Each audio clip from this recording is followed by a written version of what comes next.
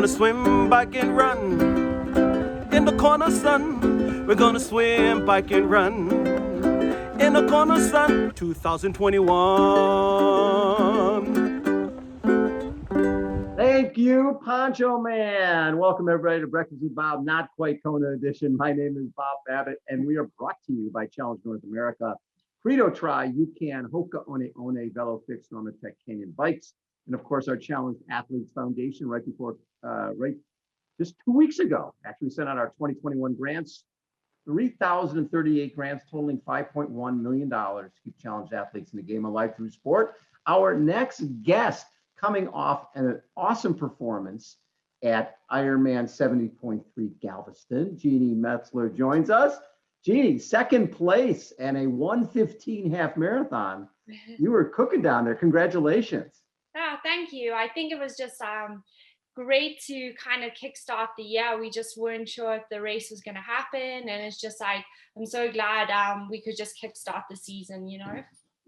I was talking to Skye yesterday and she's like, I thought I had this really big lead and I'm going to the last lap. I'm like, uh-oh, I better pick it up here a little bit. Jeanni is flying. Right. It was kind of fun because it's a 3-loop course and, you know, I didn't have a great bike. Just my legs just didn't feel good. And you know, sometimes that happens in triathlon. Like sometimes your bike legs just don't show up, but you just got to keep going, and because you just never know, right? And luckily my run legs did show up and I felt really awesome. So I actually started out in 10th place and I was able to make my way to second. So it was kind of fun to just chip away and That's very cool. Now, and at this point, you're sixth for the internationals in the Collins Cup, right? So yes. What do you need to do to firm up a spot on that team?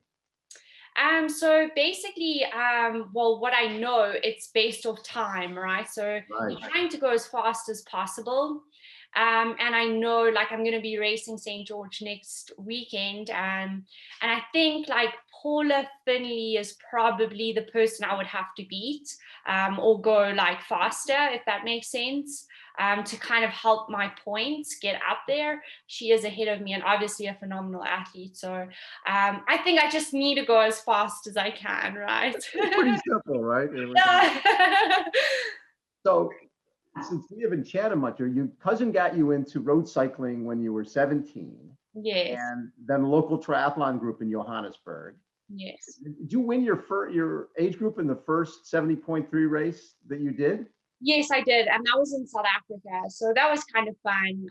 So I started kind of 70.3 right off the bat. And I just absolutely loved the dynamic of the race. And my South African coach at the time, he was like, I really think you can do well. And he kind of took me over to Boulder, Colorado for a summer. And I was just like absolutely inspired by the place and just wanted to become a professional, you know. So you turned pro when you're 20. Yes. And so when people don't understand, especially back in when you decided to leave South Africa and come here, same with the Aussies back in the day. Craig Alexander would tell me when they made the decision they were going to go to the States or to Europe, it's not like you go for the weekend. You're committing. You're like everything. You're gone. Your family, everything's behind. How scary was that for you to come over here? I mean, it was one of the hardest times in my life, only because you're so young, you don't really know anyone, you don't have family here, and there's this aspect of like, I don't know if this is going to work out, right? So it's like you have no money. Like I had absolutely no money when I first started triathlon, and you're like, this is the biggest risk, but like this is what I love doing and I have to go for it. And like thank goodness I had support from my parents and I was able to do well. And then when I hired an American coach, like things started to get better, and then my racing started to get better, and then I was able to make some money, and then it's just like a progression every year. But definitely not easy at all. It was really one of the scariest, hardest times of my life. What was the lowest point for you? the lowest point was probably when there was a time when I actually had nothing in my bank account, and that was scary, right? Because you're like, okay, like how am I going to even have food for the next week? Wow. And you just like also just really, really homesick. Like I just miss my parents really, really like crazy. But I was actually living with an American family at that time, and thank goodness for that, because they helped me through, and I lived in their basement, and that kind of got me through, to be honest. So I was very fortunate. And I'm guessing you're looking at the grocery store, you're looking at the cheapest stuff and the most volume that you can find. Yes, a Quaker's oats and $1 pastas go a long way in those tight budgets. When you're thinking about racing, you're going, okay, the prize money goes 5 deep. Is fifth place going to be enough to get me back home? Right. So it's crazy, but like the good thing about the sport is like you can have a moment like that, but then it's like, okay, you do well, and then the money comes, and then the sponsors come, and then it's like, okay, again. So it's these ups and downs. So St. George, Yeah. not St. George, your breakthrough race, what do you think of? St. George was probably one of your breakthrough races, right? Yes, I've raced very well there in the past. And yeah, I just remember kind of racing or being pretty close to Holly Lawrence in 2018. So that was really exciting, and I just had one of my best races, and to be so close to an athlete like Holly Lawrence was pretty cool. So it's been fun to just keep working hard to try and get closer and close that gap, you know. Well, so in 16, you were sixth at St. George, 17, you got second, 18, you got second, and then it's coming up next week. Yes. And it's also going to be World Championship. So obviously that course suits you. Yes, it's really one of my favorite places. Like I have a great homestay there. I love the town of Utah and Little St. George. And I just really like climbing, and yeah, it's just an awesome race, to be honest. So 2017, 470.3 titles and a top 10 at 70.3 worlds. When you have a year like that, what type of impact did that have for you in terms of making you feel, okay, I belong, I can be one of the best in this sport?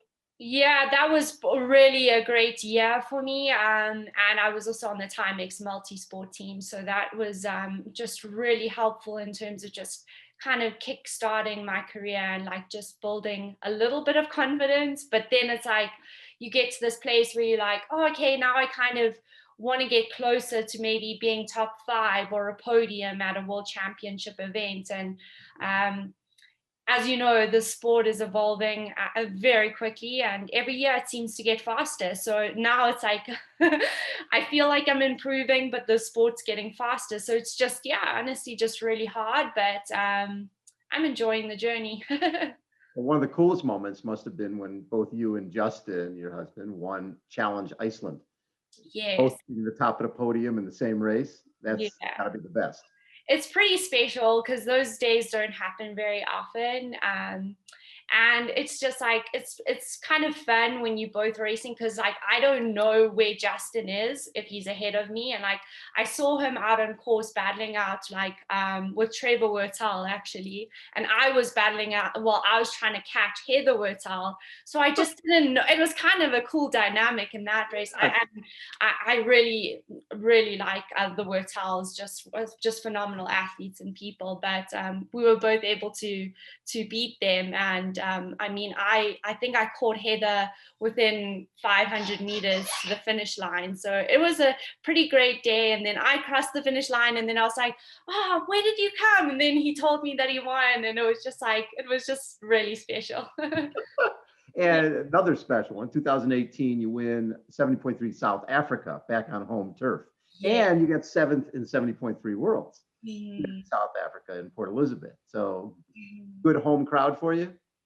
Yes, I mean, it's so special to go back to South Africa and race and have that kind of home crowd. Like the supporters in South Africa are really really great. I can't wait to go and race there again, because they just all spread out along the run course, and just everyone's rooting for you. And although I didn't have my best day at the World Championship, it was just like everyone was just cheering me on, and it's so fun. Like, yeah, it was a proud moment to just like, finish with the South African flag in South Africa. So yeah. That's pretty cool. So your Ironman debut with 2019, you get third to Daniela Reith at Ironman Texas. Yes. Going long. What did you learn from that experience? I mean, number one, I learned that like the Ironman distance is just one of the most special races you can do. There's just this, you just go through this, like, I don't know, just deepest, darkest place within yourself. It's hard to explain to anyone who hasn't done it, but like when you finish the race, like I just remember running the marathon, and I actually like had to walk because I was like bonking, because one moment you're running and you're feeling great, and then the next moment you're like walking, and then like I took a bunch of sugar, and then I was all fine again and I could run again. And so it's just like to finish like such a big event was really special. And your first one, like, I don't know, it's just always a very special one to have. So how did you meet Justin? I met Justin in Boulder through like a training partner. At the time I was training with, I think, Michael Lovato.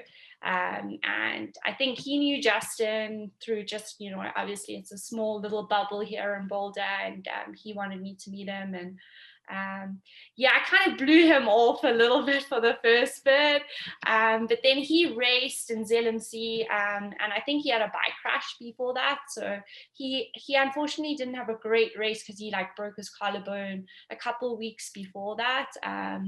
And then I kind of felt sorry for him, so I went on a coffee date, and the rest was history. Yeah. And he called you Jenny throughout the first date?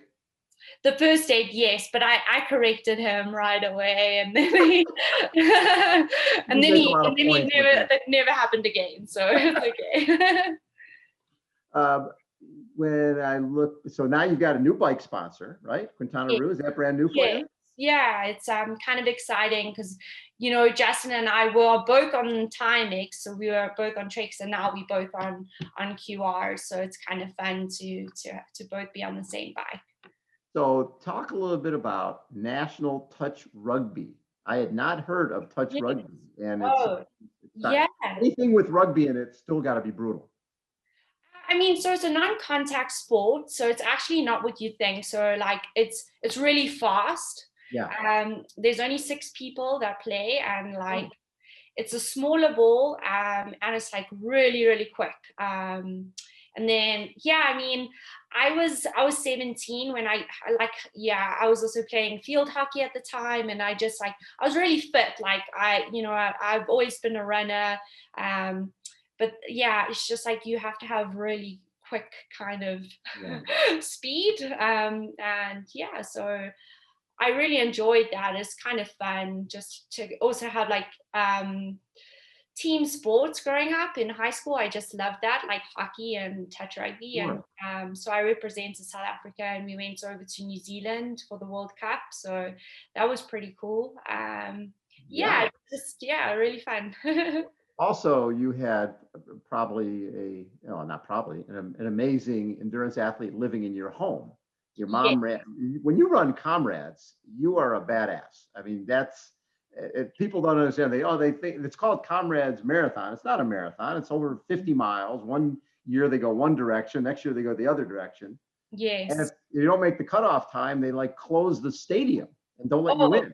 I know. Within like a second, it's kind of crazy. So my uncle's done 10 of them, and then my mom's done 5. But she was just a phenomenal athlete, just herself, like just younger. She was a runner, and on the track especially, she was like an 800-mile runner on the track. So, and she also played field hockey. So I definitely get my athletic genes from her. You must love seeing what you're doing. Yeah, it's kind of crazy. I haven't seen her in 2 years just because of like COVID. I miss her so much because she comes over once a year to try and like, see me race. And Yeah. I just haven't been home. Like they haven't been vaccinated just yet. So I'm just waiting for that process to happen. And hopefully I'll be back home for Christmas this year. So did you qualify for Kona with your race in Texas? Did that put you in Kona for this next year? So when I raced in Texas, I actually went to Kona that year. Okay. But yeah, I mean, that was my first Kona, and How did that go? it wasn't my best day, and it's only because like my preparation wasn't optimal. Like I was in a bike crash myself in leading up to Kona. I had a bit of a concussion, and that's kind of a tricky one to deal with because one moment you think you're okay and it's 2 steps forward and 1 step back, and I don't feel like I did justice to the preparation leading into Kona, and I just wasn't able to run to my potential. But what a great experience! What a phenomenal like race to be a part of and just experience. I can't wait to go back there, and yeah, it's just like it gives me goosebumps thinking about it. You know what's funny is with Kona, it's one of those things because the field is so deep. If you have any type of little niggle, anything that you're not quite 100%, Yep. most of the time you're going to pay, right? Yeah, You're not going to absolutely. every once in a while you'll have a Timothy O'Donnell who's got a messed up foot and takes time off and goes there, and even though he hasn't run, he has a great race. You Yeah. don't know, but for the most part, if you go in and you're not 100%, you're not going to get what you want to get. Right. But on the flip side, it's also like it's just like really great to go there and Yeah. to learn and experience and to just like I just have so much respect for this distance and the other competitors that it was just like I just took so much away from that. And yeah, just such a special race. Right. It's funny, some people get off the plane and just are intimidated by the heat, the wind. It's just like an oven. Then other people, I mean, you're from South Africa. Yeah. The other people get off the plane and they're like, "Oh, this is spiritual. This is pretty special. Yeah. This is sort of the birthplace of triathlon." Right, absolutely. And I feel that way. I really do. It's just, yeah, I just can't wait to go back, honestly. Yeah. So, Very cool. Now, so do you yeah, have to qualify to go back for this year for 2021? I do. But, where I'm at right now, I'm going to focus on 70.3 Worlds just because I really like the course in St. George. Yeah, you've done And some well there. Yeah. yeah, I mean, and to be honest, like last year, I kind of really went through some mental health issues, specifically depression. So I can Without racing, you mean through the whole COVID and just not. I think maybe post Kona, that's kind of when it started for me. And it's kind of been on and off after that. And I mean, it's not easy to talk about, but it's like, it's almost like an injury in a way. People don't treat it like that, but it is. And the hard part about it, it's crippling in a sense because you don't have this clear cut way to just make a comeback. There's just like, you can't, it's not like a bone that's broken that you can just heal and you come back. It's like you got to find your path, your way back.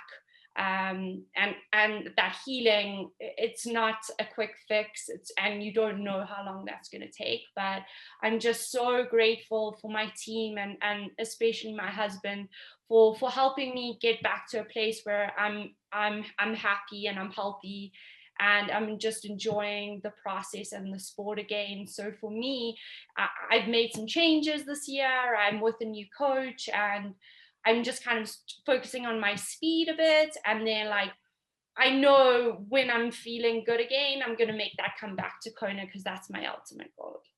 I love it. You know, the hardest part is injuries that you don't see. And we Yeah. deal that with the Challenge Athletes Foundation when you're dealing with when people have, neurological issues or they have, cerebral palsy that you don't see. Somebody's missing a leg, you know what's going on. Someone's in a wheelchair, someone's got a cast on their arm or a broken collarbone. that's easy to say, oh, how are you doing? But if it's a mental Absolutely. health issue, it's very difficult because it's people look at you and go, oh, you're fine, when you're Right. not. Absolutely. And I think in the sport especially, nobody really talks about it because we're trying to be such strong role models for everyone. And um, through my experience, I know that a lot more people go through this than you think. Absolutely. So I don't know. It's just at some point, I hope I can help someone at some point with my story, and just like there's always hope, and you just need to have a great team around you, and find that support to get healthy again. In this sport is, well, on one hand, it can be very selfish because you go out and swim, bike, and run, and you spend a Yeah. lot of time with yourself. On Hmm. the other hand, it's pretty therapeutic, and the people in it are great people. Right? You're Absolutely. people you're competing against. At the end of the day, when you race St. George next week, you're racing against yourself. Yeah, there's other pros there, and there's probably one of the best fields of women ever assembled, Yeah. right? But it doesn't really matter. In terms of your race, it's all about you. That's right. Yeah, it's you against yourself, and I'm just trying to get the most out of myself, and yeah, just like pursue your potential. That's what it comes down to. And yeah, I'm a competitive person, and I like to be in the mix with others. But yeah, it's that's why I also like the sport so much, because at the end of the day, you are like competing against yourself for sure. Absolutely. You and and you're competing against the course, and the Yes. course in St. George, because it's tough and you're tough, it fits you. Yeah, no, I just love it so much because of the challenging course. And we're lucky because we're here at Boulder, and it's really yeah, you can train in the hills here in altitude, so we kind of suited to that course too. So it's gonna be fun. Jeannie, thank you so much for taking Yeah, time, and thank you for being so honest and sharing. It's yeah, there's absolutely. other people. It's funny that in the conversations, I always get emails from people saying it's people like to know that someone like yourself was in an age group athlete or a pro that was just getting started and didn't know where Yes, this journey was going to take them. And now you've come out the other end, and there's still struggles, but absolutely. there always will be. There'll always be struggles, and that's how you come out of that. And that's why I keep saying, like, you just need to have that support system around you, even if it's just one person. Like, that's just really important, to just like, yeah, have that, because yeah, no matter what you go through in your life, you just, yeah, you can come out of it for sure. No question. Jeannie, thanks so much for taking time. It was really a pleasure to get to spend time with you, and best of luck at St. George. Thank you so much. Jeanni Metzler has been our guest, everybody. Again, Breakfast with Bob, not quite Kona edition. We'll be back soon. Thanks, everybody, for tuning in. See ya.